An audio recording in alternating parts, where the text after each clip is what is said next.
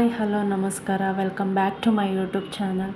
ಎಲ್ಲರಿಗೂ ಗೊತ್ತಿರೋಂಗೆ ನಿನ್ನೆ ಸಂಡೇ ವ್ಲಾಗಿದ್ದು. ಸಂಡೇ ಏನೇನು ಮಾಡ್ತೀವಿ ಅನ್ನೋದೊಂದು ಚಿಕ್ಕದಾಗಿ ವ್ಲಾಗ್ ಮಾಡೋಣ ಅನ್ನಿಸ್ತು, ಅದಕ್ಕೋಸ್ಕರ ಮಾಡಿದ್ವಿ. ಇದು ಪಂಚಮಿ ಆಗಿರೋದ್ರಿಂದ ದೇವಸ್ಥಾನದಲ್ಲಿ ಪೂಜೆ ಕೂಡ ಚೆನ್ನಾಗಿ ಮಾಡಿದರು. ನಾಗರ ಪಂಚಮಿ ಮಾಡ್ತೀರಲ್ಲ, ಅದೇ ಥರ ನಾಗರ ಪಂಚಮಿ ಪೂಜೆ ಮಾಡಿದರು.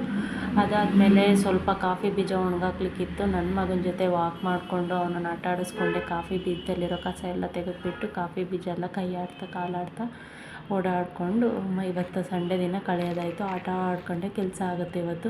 ಹಾಗೆ ಮಿಷಿನ್ಗೆ ಹಾಕಿರೋ ಬಟ್ಟೆ ಎಲ್ಲ ಚೆನ್ನಾಗಿ ಬಿಸಿಲು ಇರೋದ್ರ ಕಾರಣ ಮತ್ತು ಸಂಡೇ ಆಗಿರೋದ್ರಿಂದ ನಾನು ಮನೆಗೆ ಇರ್ತೀನಲ್ವ, ಅದಕ್ಕೋಸ್ಕರ ಎಲ್ಲ ಒಣಗಿಸ್ಕೊಂಡೆ. ಅವನ ಹತ್ರ ವಾಕ್ ಅಂತ ಓಡಾಡಿಸ್ಕೊಂಡು ಇಲ್ಲೆಲ್ಲ ಕಾಫಿ ಇಲ್ಲಿಗೆ ಬಂದಿರೋ ಜನ ಎಲ್ಲ ಹೋಗ್ತಾಯಿದ್ರು. ಹಾಗೆ ನಮ್ಮನೆ ಹತ್ರ ಇರೋ ಒಂದು ಕೈ ತೋಟದಲ್ಲಿ ಹಾಕಿರೋ ಅಂಥ ಅದು ಏನೇನು ತರಕಾರಿ ಇದೆ ನೋಡೋಣ ಅಂತ ಹೋದೆ. ಅಲ್ಲಿ ಬರೀ ಏನೂ ಇರಲಿಲ್ಲ. ಅಲ್ಲಿ ಜೋಳ ಮತ್ತು ಜೀರಾ ಮೆಣಸಿನ್ಕಾಯಿ ಇತ್ತು. ಹಾಗೆ ಹೂವೆಲ್ಲ ತುಂಬ ಚೆನ್ನಾಗಿ ಅರಳಿದ್ದು.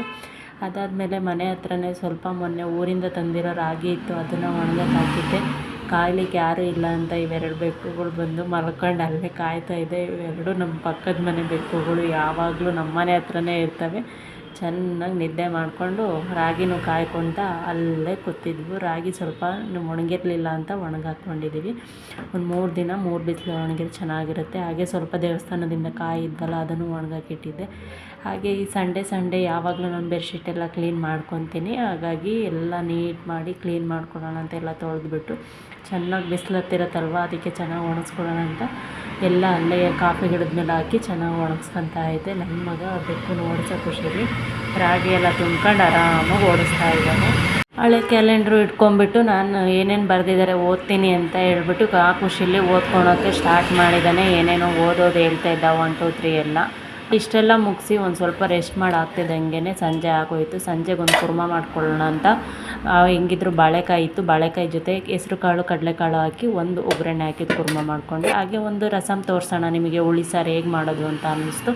ಅದಕ್ಕೋಸ್ಕರ ರೆಡಿ ಮಾಡ್ಕೊತಿದ್ದೀನಿ. ಒಂದು ಕುದಿಯೋ ಹುಣಸೆಹಣ್ಣು, ಒಂದು ನಿಂಬೆಹಣ್ಣಿನ ಗಾತ್ರ ತೊಗೊಂಡು ಅದನ್ನು ಸ್ವಲ್ಪ 1 ಲೋಟ ನೀರು ಹಾಕ್ಕೊಂಡು ಹುಣಸೆಹಣ್ಣು ಚೆನ್ನಾಗಿ ಕುದಿಸ್ಕೊಳ್ಳಿ ಬಿಸಿನೀರಿಗೆ ಹಾಕಿಟ್ಟು.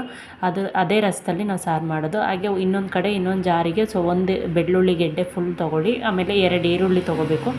ಈರುಳ್ಳಿ ತೊಗೊಂಡಾದಮೇಲೆ ಸ್ವಲ್ಪ ಜೀರಿಗೆ, ಕಾಳು ಮೆಣಸು ಇವೆರಡನ್ನೂ ಮಿಕ್ಸ್ ಅದರೊಳಗೇ ಹಾಕ್ಕೊಳ್ಳಿ. ಜೀರಿಗೆ ಬಂದುಬಿಟ್ಟು ಒಂದು 6-7 ಜೀರಿಗೆ ಹಾಕ್ಕೊಳ್ಳಿ. ಯಾಕಂದರೆ ಜಾಸ್ತಿನೂ ಬೇಕು, ಖಾರ ಜಾಸ್ತಿ ಬೇಕು ಅಂದರೆ ಜಾಸ್ತಿನೂ ಹಾಕ್ಕೊಬೋದು.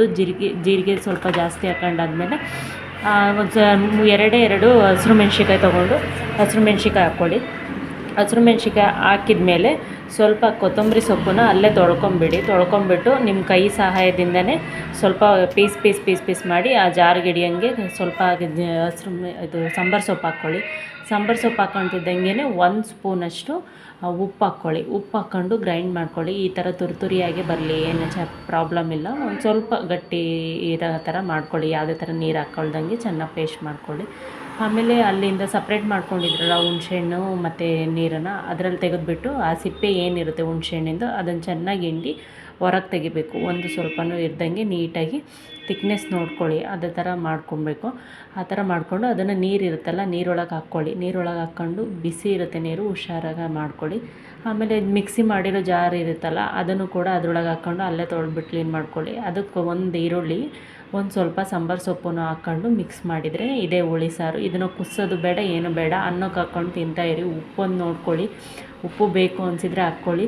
ಚೆನ್ನಾಗಿ ಹಾಕ್ಕೊಂಡು ಕಲಿಸ್ಕೊಂಡು ಊಟ ಮಾಡಿದರೆ ಅನ್ನದ ಜೊತೆ ವಾವ್ ಹೇಗಿರುತ್ತೆ ಅಂದರೆ ಸಖತ್ತಾಗಿರುತ್ತೆ. ಈ ಥರ ಹುಳಿ ಸಾರು ಆದಮೇಲೆ ನಾನು ಒಂದು ಮುದ್ದೆ ರೆಡಿ ಮಾಡಬೇಕಾಗಿತ್ತು. ಮುದ್ದೆನೂ ರೆಡಿ ಮಾಡ್ಕೊತಾ ಇದ್ದೀನಿ. ಹಾಗೆ ಇನ್ನೊಂದು ಕಡೆ ಆಮ್ಲೆಟ್ ಮಾಡ್ಕೊಳ್ಳೋಣ ಅನ್ನಿಸ್ತು, ಅದಕ್ಕೆ ಒಂದು ಆಮ್ಲೆಟ್ ಮಾಡ್ಕೊಂಡಿದ್ದೀನಿ ಕೂಡ. ಹಾಗೆ ಇಲ್ಲಿ ನನ್ನ ಮಗ ಮಾತಾಡ್ತಾ ಇರ್ತಾನೆ ನೋಡಿ. ಏನಕ್ಕೆ ಆಫ್ ಮಾಡಬೇಕು?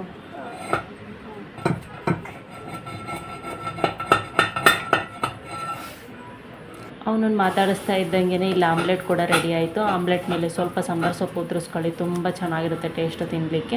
ಹಾಗೆ ಬಿಸಿ ಮುದ್ದೆನೂ ರೆಡಿ ಆಯಿತು. ಮುದ್ದೆ, ಇದು ಇನ್ನು ಬಾಳೆಕಾಯಿ ಕುರ್ಮ, ಹಾಗೆ ಬಾಳೆಕಾಯಿ ಕುರ್ಮ ಹಾಕಿದ್ಮೇಲೆ ಮೂಲಂಗಿ ಸಾರು ಇರುತ್ತೆ, ಅದನ್ನು ಸ್ವಲ್ಪ ಹಾಕ್ಕೊಳ್ಳೋಣ ಅಂಥೇಳಿ ಹಾಕ್ಕೊಳ್ತಾ ಇದ್ದೀನಿ. ಇದನ್ನು ಹಾಕ್ಕೊಂಡೆಲ್ಲ ಊಟ ಮಾಡ್ಕೊಂಡಾದ್ಮೇಲೆ ಕಲ್ಲಂಗಡಿ ಹಣ್ಣು ತೊಗೊಂಬಂದಿದ್ವಿ. ಸಂತೆ ಇದೆ ಭಾನುವಾರ, ಆಂದಿ ಸಂತೆ ಅಂತ ನಿಮಗೆ ಹೇಳಿದ್ನಲ್ಲ, ಅದೇ ಥರ ಆಂದಿ ಸಂತೆಯಿಂದ ಒಂದು ಕಲ್ಲಂಗಡಿ ಫುಲ್ ತಂದಿದ್ರು. ಏನಾದರೂ ತಿನ್ನಬೇಕಂತ ಅನ್ನಿಸ್ತಾಯಿತ್ತು. ಕಲ್ಲಂಗಡಿ ಹಣ್ಣು ಅಂದರೆ ನಮ್ಮ ಮನೇಲಿ ಎಲ್ಲರಿಗೂ ಇಷ್ಟ, ಅದಕ್ಕೋಸ್ಕರ ಕಲ್ಲಂಗಡಿ ಹಣ್ಣು ತಿಂತಿದ್ದೆ. ನನ್ನ ಮಗನೇ ಸಖತ್ ಇಷ್ಟ, ಅದಕ್ಕೋಸ್ಕರ ಅವನೇ ಟೇಸ್ಟ್ ಮಾಡೋದು ಫಸ್ಟು. ಈ ವಿಡಿಯೋ ನಿಮಗೆ ಇಷ್ಟ ಆದರೆ ಪ್ಲೀಸ್ ನನ್ನ ಚಾನಲ್ನ ಸಬ್ಸ್ಕ್ರೈಬ್ ಮಾಡಿ, ಲೈಕ್ ಮಾಡಿ, ಆದಷ್ಟು ನಿಮ್ಮ ಫ್ರೆಂಡ್ ಸರ್ಕಲ್ಗೆ, ರಿಲೇಷನ್ಗೆ ಶೇರ್ ಮಾಡಿ, ಸಪೋರ್ಟ್ ಮಾಡಿ. Thank you.